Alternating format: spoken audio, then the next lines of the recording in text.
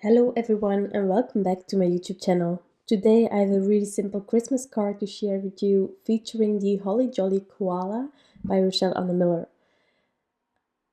Just in case this digital stamp says something to you, last year I also made a card with it. I featured it on the Rachelle Anne Miller YouTube channel. If I don't forget about it, I will link towards that video as well so that you have more inspiration with this digital stamp. Back then, I actually also used the stitched scallop at basic edges by my favorite things that I will use later on as well. And I just realized it while assembling everything for my blog post.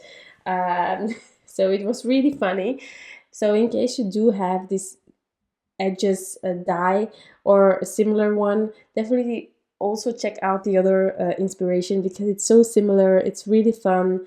It just gives you so many possibilities. One single die, actually also the same image. So I was really happy when I saw it. It is just, it was on accident. It wasn't really on purpose that I used the same die for this card. It's just one that I really love. So yeah. The image, as I said, that I'm featuring here is the Holly Jolly Koala. I started by fussy cutting it out first. I'm not a really good fussy cutter, and that's the only downside for me. Digital stamps don't have matching dies because, on the other hand, something that is really an advantage about digital stamps is that you can change the size to what you need for your design of your card. So no dies. And most of the time I tend to create one layer cards, which is perfectly fine. You can also mask things off if you want to create scenes, but most of the time I'm doing clean and simple. One layer cards work, and I'm really happy with them. Now, from time to time, you want to play with a bit of dimension, adding some foam adhesives on the back to create that dimension. And then you have to fussy cut digital stamps out. So because I'm not really good at it, I tried ahead of time before starting to film. And if I succeed, I can do whatever I planned on doing. And if I don't succeed, I need to print it again and make a one layer card. There are possibilities. So in this case, fussy cutting went well. I'm really happy with it. It's not perfect, but it's definitely there, getting there. And then for this head, I thought about it a bit, and then I grabbed that pink color combination that you already saw me using in, past videos. I don't know what it is, but since I got this combination figured out, I'm really using pinks all the way for this Christmas.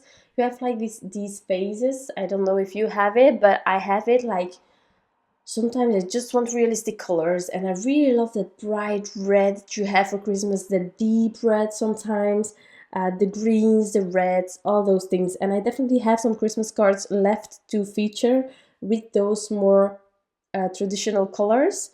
But for some reason, this pink, I just love it. It's not a new combination, and I'm definitely sure that other people already have used it, but for me it was a new combination. I always share my combinations, and I hope that it can help you. But something that I find a struggle whenever I'm looking for new combinations, or in the past, was that each combination that I loved, there was one or two markers missing, and it was most of the time a marker in between, so that I was a bit stuck with that combination and I needed to buy new Copics. So therefore, I lately have decided to just try to figure out combinations with my markers. And so these are not new, but for me they are new. And it's just by seeing how well that works, but I want to go a bit darker. Color chart, and just checking out whether there is a marker that might help. And well, this combination, I just love it. It's a combination of, in total, 4 pink markers, and you don't necessarily have to have the lightest one. It depends on the size, for me personally, of the part that you're coloring, but I love it. So as I said in the beginning, I'm using the stitched scallop basic edges by my favorite things. I die cut the panel out of white with the basic rectangles. I also did that out of this bright pink cardstock that is from Concord 9th. The name will be listed in the description box below and on my blog post. It just is matching so well. Also, I didn't have a complete A2 size panel of that pink at the moment, but that is not a big deal because the white part of this card will cover up the fact that I don't have a complete panel. So that is taken care of. Another thing that I tend to use a lot, and there will be other cards that I feature with this Bold Holidays stamp set by Hello Bluebird. I love it. You have like the joy that I'm using here, but also the filled in one, so you can layer them. You can only stamp the one that is completely filled with your color combination of choice, or you can do like me and fill up this empty joy with a combination that might be in your image or your scenery, which I'm doing here with the pink, everything pink. Yes, today it's a pink day. So I'm filling that up, I'm taking my time, it's sped up of course to make this video a bit more, well, less long, I will say. And I'm just trying to keep inside those lines. I can always fix things with my colorless blender, but I prefer not to have to do that, of course. So once that's done, I'm going to assemble the card. We will finish the card off with some glossy accents, with some NUVO crystal drops, and of course some embellishments. This card is clean and simple, but the details are all on it. You don't have to add glossy accents or NUVO crystal drops or embellishments on top, but you can. And I don't do it often, but in this case I thought it was just going to bring it all together, and a bit of glossy accents is always welcome, always. So I completely filled my image with thin foam squares. Now a tiny question. Whenever I buy thin foam squares from Scrapbook Adhesives, because those are my favorite at the moment, I think they are really easy to get the backings off, and I love the thickness. Whenever I buy them, I have this mixed pack of bigger ones and smaller ones. And I try to fill up my image completely at the back with foam squares. So those bigger foam squares are really useful for me, and every time I open a pack, there are like 2 cards, and those big ones are gone.